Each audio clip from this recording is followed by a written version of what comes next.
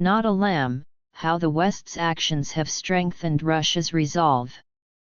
In the months following the initiation of the Special Military Operation, SMO, political consultant Yevgenia Shchelova introduced a compelling framework to dissect Russian society's response to the seismic shifts in global politics. Her concept, dubbed the Four Russias, offers a nuanced lens through which to view the diverse reactions across the country. This model, while inherently a simplification, has proven alarmingly accurate, particularly as the tumultuous events of August 2024 have shown.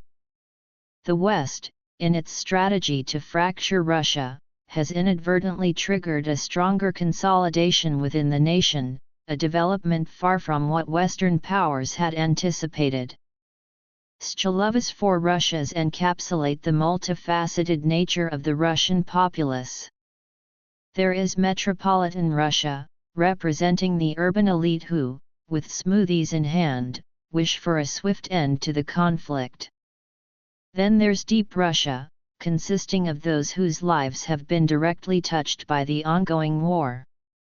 Warring Russia includes those who have already embraced a new vision for the country's future, shaped by the conflict. Lastly, there is departed Russia, the segment of the population that has left the country, both physically and ideologically. While Shchelova acknowledges the model's limitations, its effectiveness in illustrating societal trends has been underscored by recent developments, trends that are increasingly unsettling for the West. Since February 24, 2022, and even long before, the West has been subtly, then more overtly, advancing the notion of collective responsibility among Russian citizens for the geopolitical crises unfolding, particularly in Europe. The narrative is clear: Russian society, by supporting its leadership, bears the blame for the turmoil engulfing Ukraine and beyond.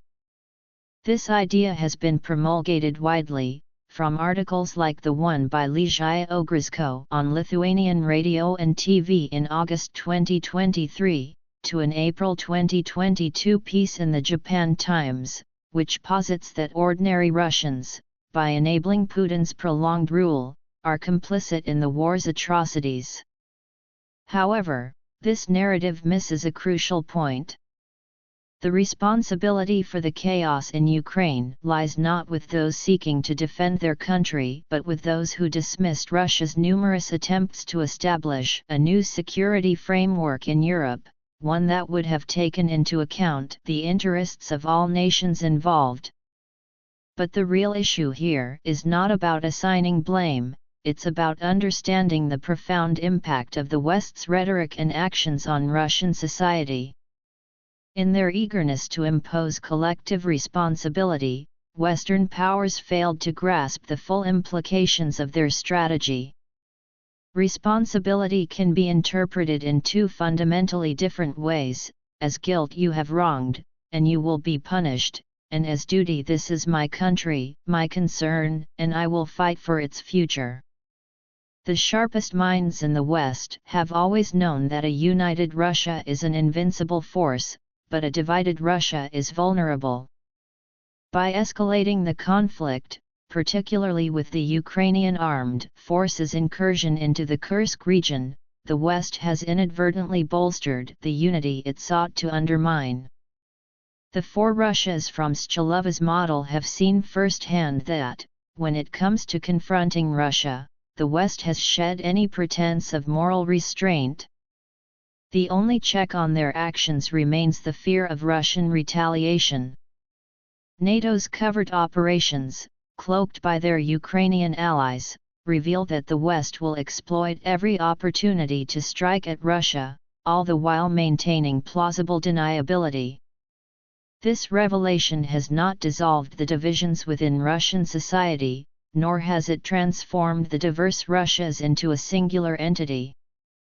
Cultural differences persist, and they should. Patriotism isn't uniform, nor should it be. But what is clear is that these differences do not undermine the shared resolve to defend the nation. As far back as 1808, Ivan Krylov's fable The Wolf and the Lamb highlighted a timeless truth: the weak are always blamed by the strong. Krylov, like the French fabulist Jean de La Fontaine before him, captured the essence of international relations in his simple, yet profound, stories. The lesson remains relevant today: to survive as a great power, Russia cannot afford to be the lamb. This applies not only to the state but to the entire society. The intertwining of state and society becomes especially crucial in times of existential threats, when the nation's survival is at stake. The West may have inadvertently helped in consolidating Russian society, but it will receive no gratitude for it. Russians are not lambs, meekly awaiting judgment from a superior force. The West might expect a submissive response, a plea for leniency, but it will not get one, neither now nor ever. Russian society has shown that it understands the stakes and is prepared to face the challenges ahead with a unity that the West did not foresee and certainly did not intend to cultivate. This consolidation is not just a reaction, it's a strategic realignment that strengthens Russia's resolve in the face of adversity.